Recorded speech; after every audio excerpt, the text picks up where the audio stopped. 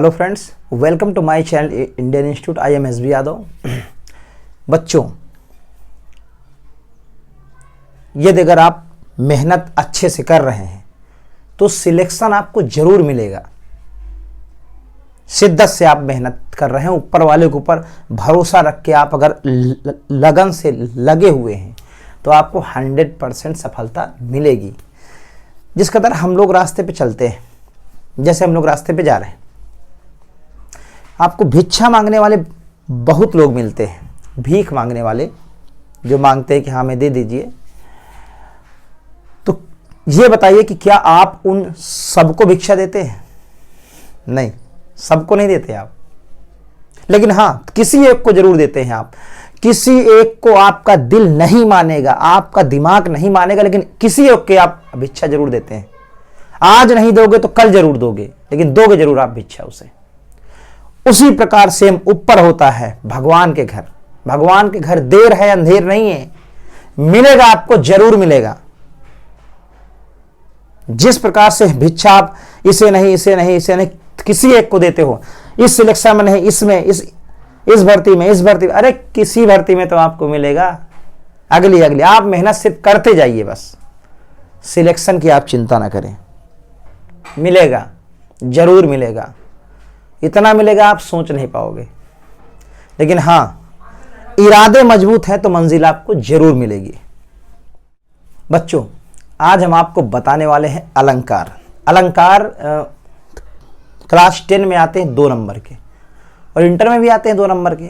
तो आज हम बताने वाले हैं अलंकार। बहुत ध्यान से सुनिएगा। अलंकार, अलंकार 2 शब्दों से मिलकर बना है, अलंक धन कार। अलंकार का मतलब होता है किसी की शोभा बढ़ाना, अलंकृत करना, किसी अलंकृत करना। आचार्य वामन जी ने अपने अलंकार शास्त्र में बताया है, अलंकृत अलंकारः का अर्थ है कि किसी चीज को अलंकृत करना, शोभा बढ़ाना, सजाना, सुसज्जित करना। जैसे सोना चांदी से बने आभूषण पहनने वाले की शोभा बढ़ा देते हैं, वैसे ही ये शब्द जो होते हैं काव्य की शोभा बढ़ा देते हैं। उन्हें क्या कहते हैं यारो? अलंकार कहते हैं। तो बच्चों, अलंकार जो है, डिफिनेशन आपकी समझ में आ गई होगी अलंकार क्या है। अब अलंकार कितने प्रकार के होते हैं ये हम आपको बताने वाले हैं। तो अलंकार होते हैं 3 प्रकार के, काइंड्स ऑफ 3 टाइप। कितने प्रकार के होते हैं बेटा? 3 प्रकार के होते हैं अलंकार। तो आप देखिएगा अलंकार के प्रकार 3 प्रकार के होते हैं यारों। पहला शब्दालंकार, दूसरा अर्थालंकार, तीसरा उभयालंकार। शब्दालंकार की डिफिनेशन को समझते हैं। शब्दालंकार मीन्स जहां पर शब्दों का अर्थ निकले, शब्द से ही जो है अलंकृत हो जाए, काव्य की शोभा बढ़ जाए, शब्द से ही काव्य की शोभा बढ़ जाए, वहां क्या होगा? शब्दा अलंकार। यानी कि अर्थ की आवश्यकता नहीं है, शब्द ही कुछ ऐसे रखे जाएंगे जहां पर उसकी काव्य की शोभा बढ़ जाए, वहां पर होता है शब्दालंकार। अब आ जाइए दूसरे में अर्थालंकार। अर्थालंकार की खास बात यह होती है कि वहां पर अर्थ आएगा। आप जब उसे पढ़ेंगे किसी दोहा को तो उसमें अर्थ आएगा, अर्थ से काव्य की शोभा बढ़ाई जाएगी। तो दोनों बच्चों समझ गए। अब आता है तीसरा उभया अलंकार, जबकि ये तुम्हारे कोर्स में नहीं है, ये कंपटीशन लेवल में आता है। इसे हम आपको नहीं बताएंगे, लेकिन जब आप कंपटीशन में आ जाएंगे तो आपको बता देंगे, ऐसी बात नहीं। तो ये और ये है आपके, और 10th में तो सिर्फ अर्थालंकार में है बस, उपमा, रूपक और उत्प्रेक्षा, सिर्फ 3 अलंकार हैं बस। यानी कि अर्थालंकार के 3 भेद होते हैं। तो आप जो है, अच्छा होते तो बहुत सारे हैं, देखो उत्प्रेक्षा, मानविक और भी होते हैं, लेकिन जो हाई स्कूल ने अपना कोर्स निर्धारित किया है वो सिर्फ 3 ही अलंकार आते हैं। आप टेंशन न लें, आराम से पढ़ें।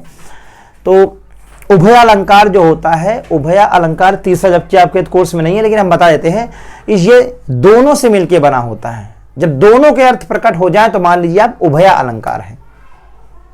ठीक है यारों, तो बच्चों आज हम पढ़ते हैं क्या, आपके जो कोर्स में है उसे हम आपको बताते हैं। कौन सा आपके कोर्स में है?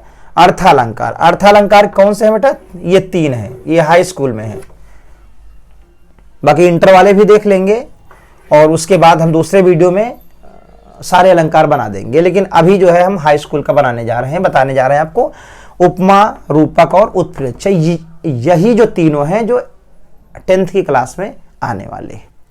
2 आपको दिए जाएंगे, 2 दिए जाएंगे, अथवा करके आएगा, या आ जाएगा आपका उपमा अथवा रूपक, या आ जाएगा रूपक अथवा उत्प्रेक्षा, या फिर आ जाएगा उपमा अथवा उत्प्रेक्षा। मतलब अथवा में एक रहेगा, 2 नंबर के लिए आएगा। हाँ तो बच्चों अलंकार ये आपका पहला अलंकार है, अर्थालंकार में से पहला अलंकार है।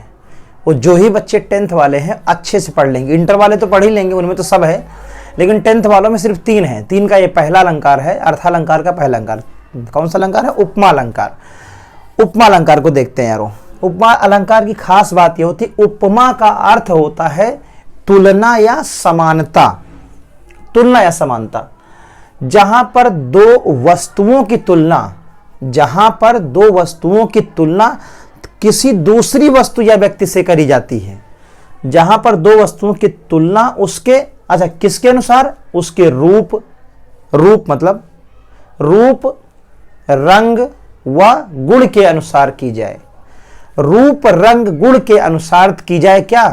तुलना। वहां पर होता है क्या? उपमा। उपमा का अर्थ ही होता है सिर्फ तुलना, समानता बतलाना, तुलना बतलाना।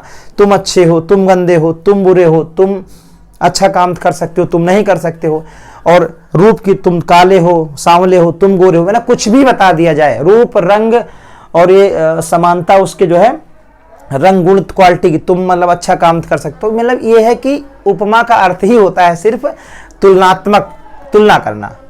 तो यारों इसमें देखते हैं कि अच्छा इसकी 2 खास बातें होती हैं। मान लीजिए कभी आपसे किसी ने पूछ लिया कि उपमेय क्या है, उपमान क्या है। इसमें अच्छा खास बात होती है कि मतलब इसकी एक डिफिनेशन और भी होती है, एक तो परिभाषा इसकी और भी है क्या, जहां उपमेय में उपमान की तुलना की जाए। कभी कभी आप लोगों ने पढ़ा होगा, यही किताब में लिखा रहता है कि जहां उपमेय में उपमान की तुलना की जाए, तो मतलब वो भी तो परिभाषा आप लिख सकते हैं, कोई दिक्कत नहीं है। और ये परिभाषा जो हमने आपको बताया ये भी आप लिख सकते हैं, मर्जी आपकी है, जो आपको आसान लगे वो लिख सकते हो। डिफिनेशन दोनों सही होती हैं। तो देखो यारों, ये कह रहा कि उपमेय, उपमेय की खास बात ये होती है कि मतलब जिसकी तुलना की जाए। उपमेय का मतलब होता है जिसकी तुलना करी जाए, और उपमान का मतलब होता है जिससे तुलना करी जाए। जिसकी जिससे, जिसकी जिससे, बात समझ रहे हो? वही होता है क्या? उपमेय, उपमान। इस बात को यारों समझ रहे हो? अच्छे समझिएगा। उदाहरण, चलो इस बात को नहीं समझ पा रहे हो तो कोई बात नहीं, उदाहरण से हम समझाते हैं आपको। मुख चंद्रमा सा सुंदर है। क्या सुंदर है? चेहरा, चेहरा जो मुख है चंद्रमा सा सुंदर है। मतलब तुलना किससे करी जा रही है? चंद्रमा से करी जा रही है। तो यहां पर जो मुख होगा वो उपमेय होगा। उपमेय का मतलब ये देखो, जिसकी तुलना की जाए। किसकी तुलना करी जा रही है? चेहरे की करी जा रही है यारों, फेस की। तो जो फेस है हमारा किसके अनुसार है? चंद्रमा के अनुसार सुंदर है। मुख जो है चंद्रमा सा सुंदर है, तो चंद्रमा क्या हो गया? उपमान हो गया। जहां उपमेय में उपमान की तुलना करी जाती है। यार बात को समझ रहे होगे तुम लोग? हाँ, मुख किसके अनुसार है? चंद्रमा सा सुंदर है, तो तुलना हो गई। मुख कैसा है हमारा? चंद्रमा के जैसे। अब हो तो ठीक है, ना हो तो कोई बात नहीं है, ठीक है। जिनका है वो समझ ले भैया। मुख चंद्रमा सा सुंदर है। एक एग्जाम्पल तो कंप्लीट हो गया आपका। दूसरे एग्जाम्पल पे आते हैं बेटा। पीपर पात सरिस मंडोला। पीपल के पत्ते के समान मनुष्य का मन डोलता है। आज सेब की ठेली पर है, तो कल कॉलेज में है, परसों गर्लफ्रेंड के पास आ गया। तो बात समझ रहे यारो? बाबू सोना करने लगे, तो मन क्या होता है? डोलता रहता है। डोलेगा, 100% डोलेगा यार, उसका नाम है डोलना, ठीक है। पीपर पात सरिस मन डोलना। मन जो है क्या है यहां पर? उपमेय हो गया। पीपर पात क्या हो गया? उपमान। यानी कि जो मन है, मन किसके अनुसार डोल रहा है? पीपर के पत्ते के समान डोल रहा है। तो मन क्या हो गया? उपमेय हो गया, ये तुम्हारा उपमान हो गया। तो मन किसके अनुसार डोल रहा है? पीपल के पत्ते के समान डोल रहा। पीपल के पत्ते में ध्यान दिया होगा आपने, हवा चले चाहे ना चले लेकिन वो डोलता रहता है 100%। और तुम चाहे जहां बैठे रहो, रात दिन किसी भी टाइम, तुम्हारा मन जरूर डोलता रहेगा, 100% डोलेगा। तो पीपर पात सरिस मन डोला। तो जितने भी बच्चे हाई स्कूल के पेपर, इंटर के एग्जाम देने जा रहे हैं, वो अगर लिखेंगे, ये हम आपको समझाने के लिए बता रहे हैं, इतना सब आपको नहीं लिखना है, इतना नहीं लिखना है यार, टेंशन मत लीजिएगा। पता लगा वहां मतलब ये ले लो, ये टेंशन है, बहुत सारा लिखवा दिया आपने। ये हम आपको समझाने के लिए बताएं। लिखना आपको सिर्फ डेफिनेशन है। डेफिनेशन की बात आप एक उदाहरण दे दीजिए, बस सिर्फ एक उदाहरण। मुख चंद्रमा सा सुंदर है, ठीक है, चले बोले पीपर पास सरिस मंडोला, वो भी डाल दीजिएगा। एक एग्जाम्पल आप 100% दे दीजिएगा, ठीक है। तो यारों, उम्मीद है कि उपमा अलंकार आप लोगों की समझ में आ गया होगा। तो बच्चों देखते हैं दूसरा अलंकार। कौन सा अलंकार? रूपक अलंकार। अच्छा, रूपक और उपमा जो है लगभग इनमें काफी समानता है। उपमा की खास बात यह कि तुलना करी जाती है। रूपक की खास बात क्या है? उसी को मान लिया जाता है, एक रूप ही मान लिया जाता है।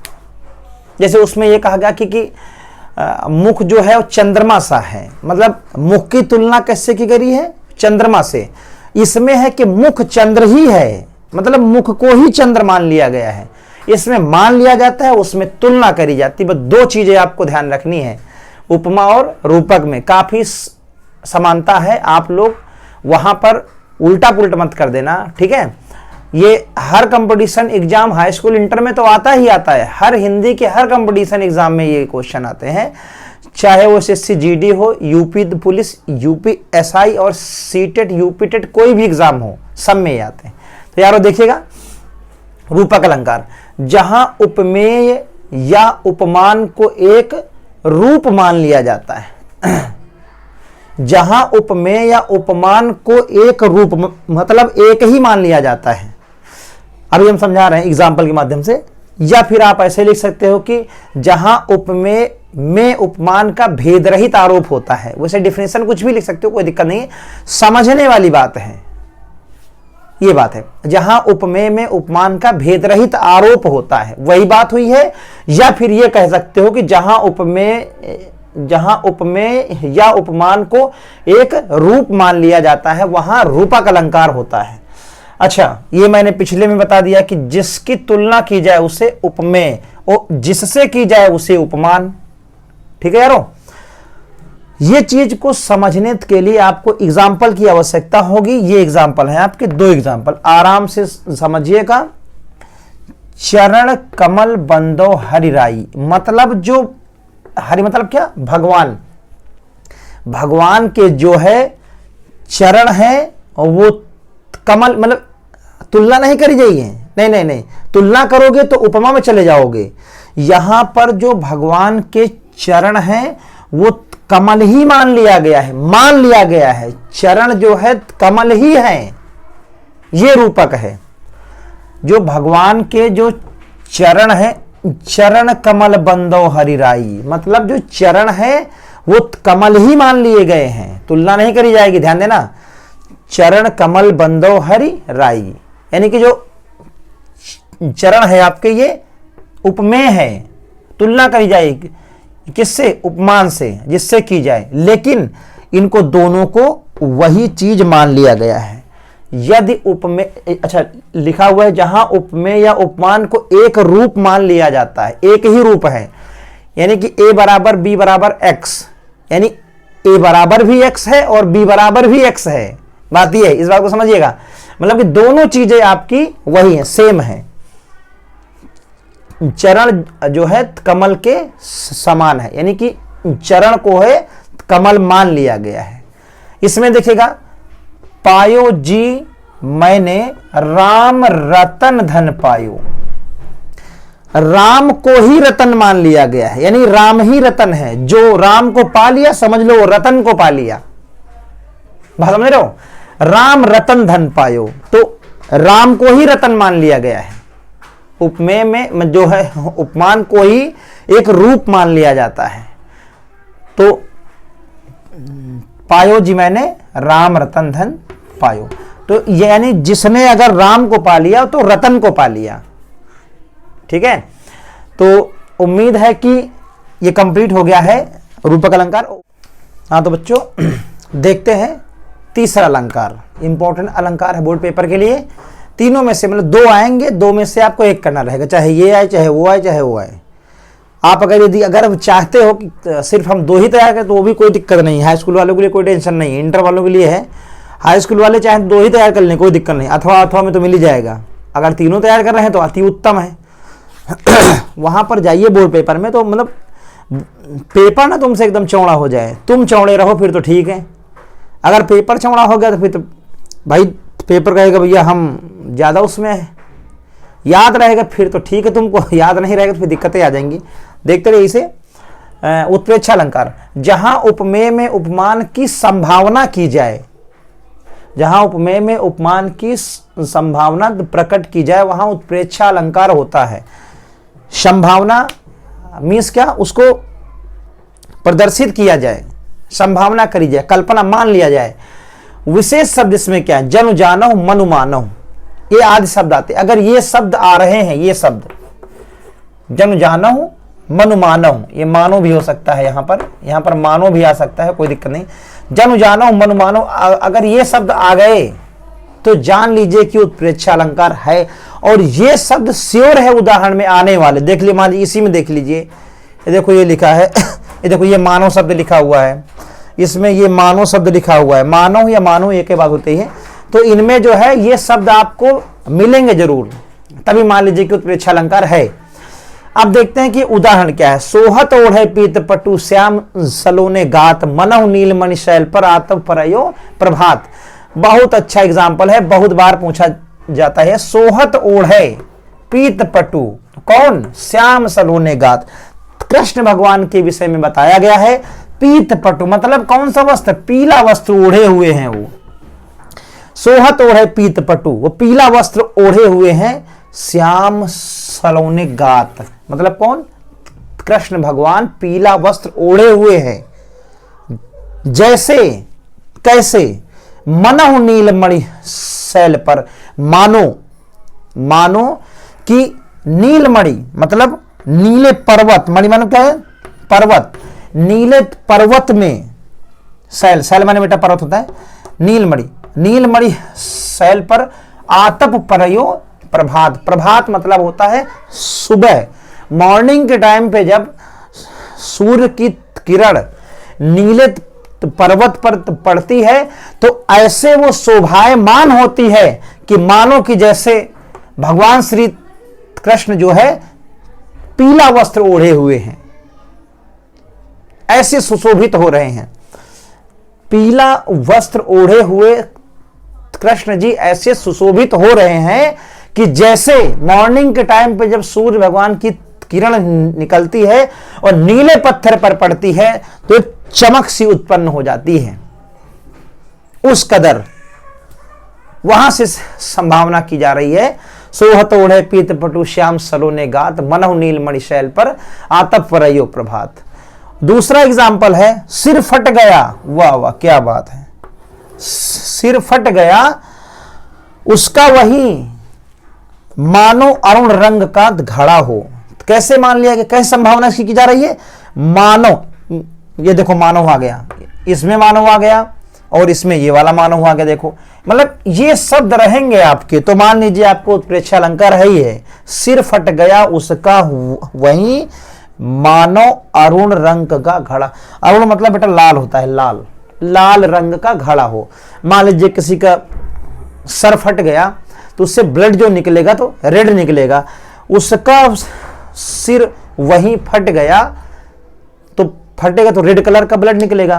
तो मानो कैसे मान रहे हैं, कैसे ये लोग मनवा रहे हैं, अरुण रंग का घड़ा हो, तो घड़े के समान, घड़ा कैसा, अरुण रंग मतलब लाल कलर का मान लिया गया है।